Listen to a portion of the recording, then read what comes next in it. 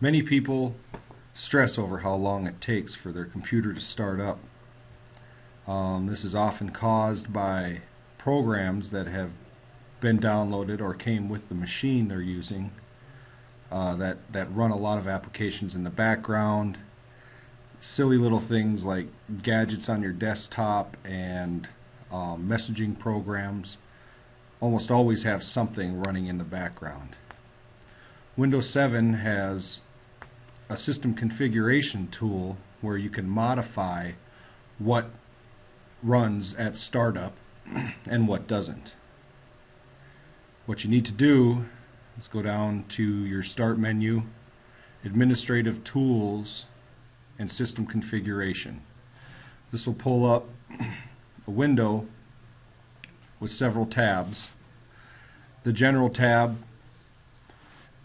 is showing you how your computer is starting up currently. If it's not modified at all, it'll probably say Normal Startup. The Boot tab shows you what operating systems you're running. My machine is a dual boot with Windows 7 and Windows Server 2008. When you boot your computer, you can pick which operating system you're using. I think by default it gives you 30 seconds. I changed mine to 5 because I don't need 30 seconds to decide. In the advanced options, this is something that can help boot your computer a little bit faster depending on what processor you have. I'm running a quad core, so it gives me the option of choosing between 1 and 4 processors. I choose 4. I don't really think that the difference is huge. It may depend on several different factors like your BIOS. The maximum memory, I've played with that a little bit. It seems to modify how much memory is available for your machine after startup, so I've turned it off. The Services tab shows you what could be running all of the time. A lot of these things are stopped. Some of them are very commonly used tools but don't need to be running all of the time. Disk defragmenter, Windows Media Center, those types of things don't need to be running if you don't have the settings set up.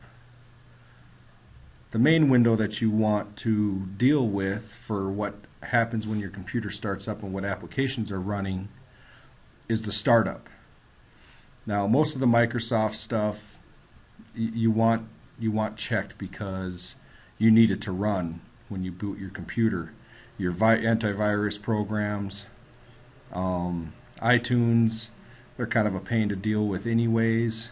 They throw a lot of trash into your startup, to do updates and advertisements and things like that. I have several of those turned off. Down at the bottom here, these are all of the things that I've turned off so that when I start my computer, it's not being stalled by all of these programs. Adobe is real bad for it. iTunes is pretty bad for it.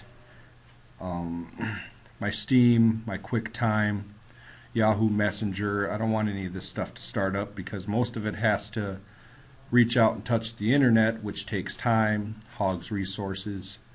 So this is a very good example of being able to modify your startup and what applications start. Unclick everything that you don't think that you're going to need right away when you start your computer. A lot of these programs you click to start anyways if you're going to use it. If you're not using it, there's no reason for it to be running. This is just a very basic way of taking care of your startup issues. I hope it helps you.